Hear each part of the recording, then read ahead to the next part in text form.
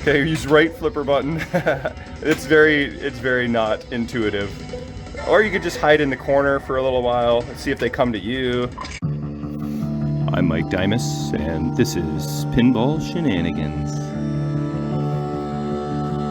Okay, I'm back in the basement for some more Galaxy action, and my helper Eli is down here. I know lots of you have been asking where's Hank, and sadly, there really is no update. He's still missing in action. I think all of you who've asked about Hanky, Eli doesn't really like to help all that much. She just, I had to bring her down. She don't come down on her own. All right, thanks, Eli. But, yep, so it's time for more Galaxy. Again, no update on Hank. Thank you for everyone who's asking about Hank. He just vanished and just never reappeared. There's just really, it's just unknown. So I wish I had some form of update, but that's really what it is. It's just MIA. Anyway, I'm in the basement. I'm gonna try and make some more progress on these pop bumpers, and I got some ideas for sound from some very helpful fellows at the Pinball Repair Help Group on Facebook. I been away from Galaxy for a little bit because Friday I went to Pinball League. Saturday I went to a pinball tournament at Maple Pinball. There was 24 of us there. I managed to get 7th and got 20 of my $50 back. It wasn't too bad. It was good times though. Got home Saturday night, and then I felt ill shortly thereafter. So Sunday I didn't do a heck of a lot. It is Monday. I'm still feeling ill, but I gotta move around and do something. I don't have the highest of energy right now, but I'm fighting it because I don't want to just lie around and do nothing for much longer. I gotta move around and be productive. So we'll see how much energy I have and how much progress I can make on Galaxy today. So I'm going to continue on with some pop bumper action, and then I'll report back after a little bit of progress, and we'll see where we're at. Alright, got a random surprise visitor. Amir just showed up, and he's going to try to see if he can kick my butt here. He's got 300 million to go on his last ball. The pop bumpers are just going to have to wait, because it's Johnny time. Alright. Oh, you gotta move over to the right and lock your ball. There we go. I don't know how many balls you've locked, but if that's multi-ball, you have a good chance. Ooh, lock one more. Video mode, let's see how good you can do some snarfing. Oh, what is that with the So, lights? one is up, down, left, and right. I predict that you get at least one snarf. Oh, you're gonna deke right through them all. You're just deking through. Oh, yeah, there's one. Okay, use right flipper button. It's very not intuitive. Or you could just hide in the corner for a little while and see if they come to you. Hey, there's another one. Okay. It's not too bad, but a couple hundred more million to go. Let's see what you get. Alright. We played our first game. I actually had a pretty good game. I had like 10 billion. Amir was just about 9.8 billion or so shy. And in this game here, looks like you didn't get me. Maybe next time. Alright, so last night I got nothing done whatsoever. So another day has passed, but despite feeling ill, I am in the basement, and this is how much progress I made last night. After getting distracted by Amir, but that's okay. We've got some parts to clean up here. Look at this sleeve. That is about as bad as they get. I was trying to find a new coil to replace the one that I have in there that has a bad bobbin, and I thought for sure I had one, but I need a J26 1200, and I have like everything but. So thought for sure I would have one. I might have one on my Meteor spare playfield, but that's over at my garage, And I'm not at my garage. This is the same kind of thing I'm dealing with. So I'm thinking maybe, at least temporarily, I can just try and crazy glue that bobbin. And then I can go check my garage for one of these proper coils. Or, you know, order one. You figure I have one with all these hundreds of coils, but I do not. So, next thing I'm gonna do, clean up these parts, glue that bobbin, and then I might be done pop bumper number 1. Yay. Just took like a week. Alright, this pop bumper and all its parts are cleaned up. There's a new sleeve. You can see just how nasty that original one is. Wow. Got a couple more sleeves for the other 2 pops. And time to reassemble this guy. And then rinse and repeat 2 more times. That is my goal. I'm just setting that goal right now. I want to finish pop bumpers tonight. That would be amazing. Toronto Maple Leafs are playing though. That's our team. And it's only the first game of the new series. By the way, Toronto hasn't advanced past the first round of NHL in 20 years, so it's kind of a thing for us. But it's only game 1, so pop bumpers it is. Alright, I've removed all of the components of pop bumper number 2. This is the one that's in the middle, where someone already replaced this body. So let's have a look at what we're up against here. The switch is definitely bent out of shape, and broken in 2 spots. So the spoon needs to be replaced. These components are just dirty. They'll clean up fine. Spring's fine. Even this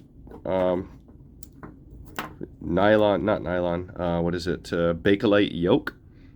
There's usually a wear spot on this side. And if it's in good enough shape, I'll just flip it over. Like rotating your tires kind of thing. So I'll just swap that like so. I'm not sure if that's the sleeve that came out of there. One of these 2. I think it's this one actually. Just as nasty.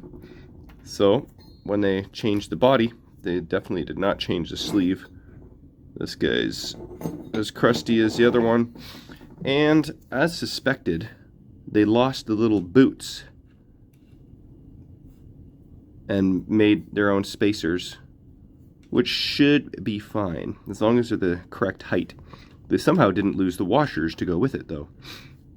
So, I don't know. If I have to make a trip over to storage for a coil, I may go searching for the proper little feet there. And then we've got the body, which they replaced. The skirt is fine. Looks like rod and ring are fine. I don't see anything wrong with that, but the base is definitely toast. So I'm glad I did remove this one. I was kind of thinking maybe I could just leave it, but my instincts were right. There's more that needed to be done than just the body. So I'm gonna mess with this and I'll be back later. All right, that is the old and this is the new. Well, it's actually a used spoon that I cleaned up again. I do have new spoons on my next order, whenever that is. I made a note to myself. So I put in the new used spoon, cleaned up my contacts. Oh, and Mark Valuk thought that this switch here should be reversed so that this fat contact on this side and this fat contact on this side should be touching each other. But I checked all 3 pop bumpers and they are all the same, all these switches.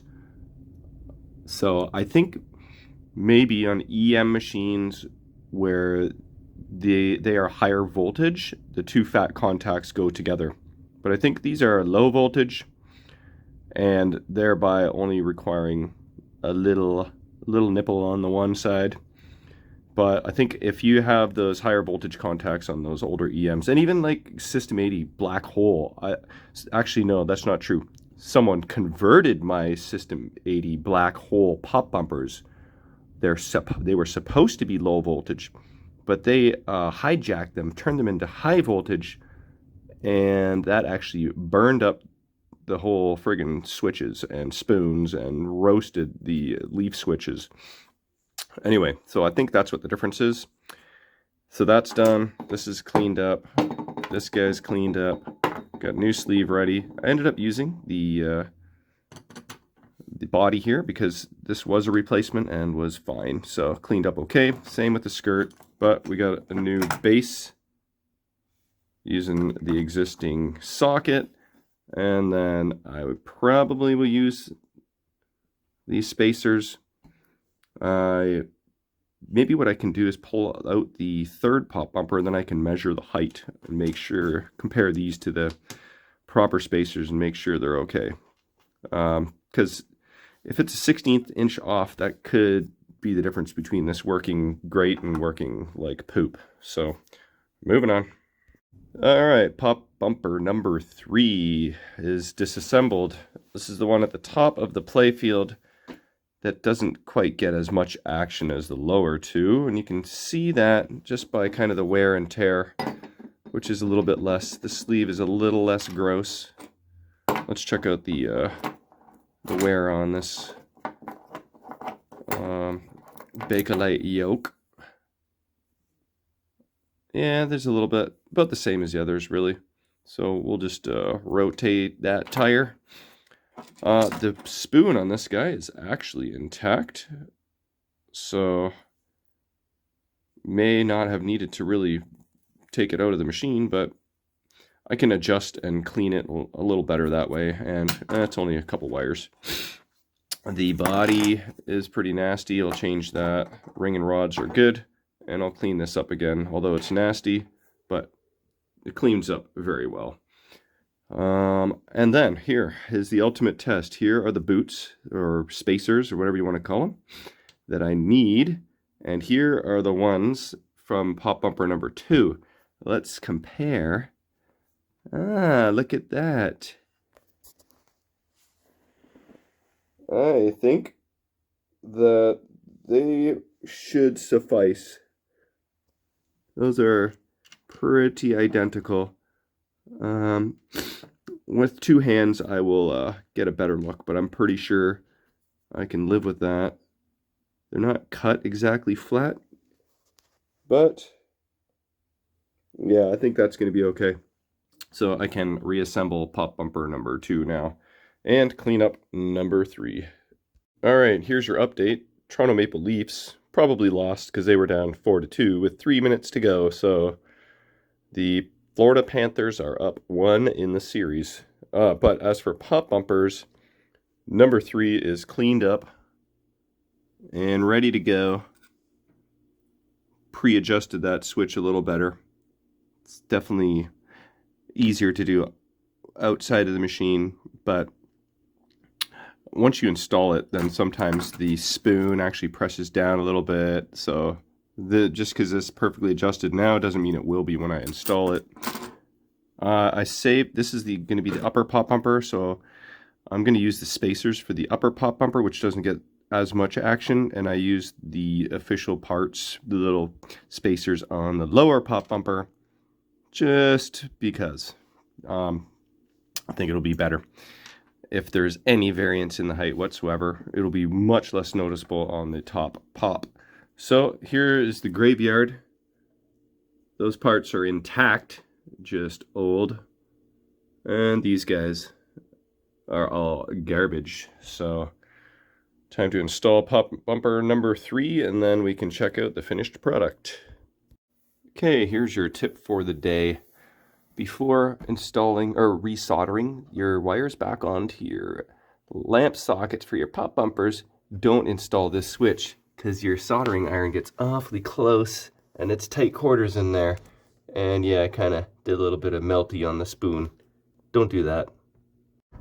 Alright, so installed pop bumper number 3, and just as I was explaining before, even though I adjusted the switch outside of the machine, now that it's installed,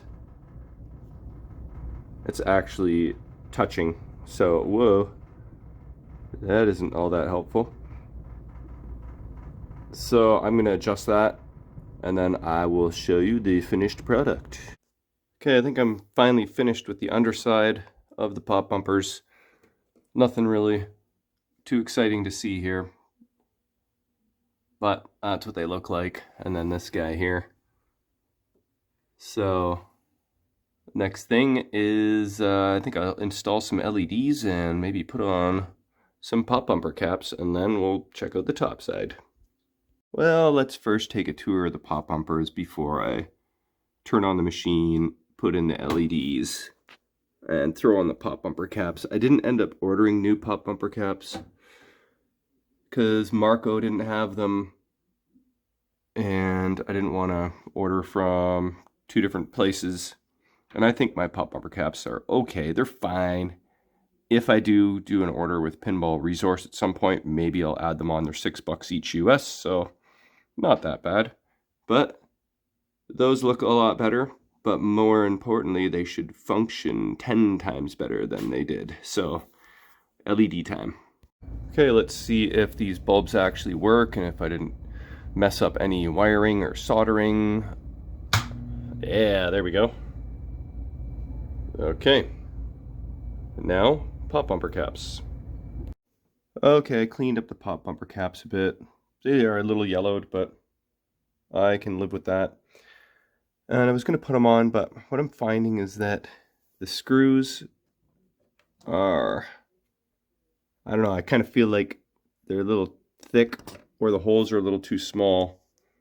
I might need to drill them out just a little bit because I feel like if I force that in there, I'm going to A, strip the screw, or B, crack the new body, and that's the last thing I want to do. So I feel like I got to kind of drill these holes out just a little bit to make these screws a little more comfy. But I am tired and I am going to go upstairs and call it a night. So we'll have to save that for the next episode, where I will install the caps and then we'll actually test the pop bumpers and see how well they work, because that's kind of a thing. Anyway, for the most part, I accomplished my goal of finishing the pop bumpers. And, you know, I think I've been down here for probably a good 3 hours. So, you know, at least an hour a pop bumper. But that is the way of the pops. And I am done for tonight. So we'll see you guys on the next one.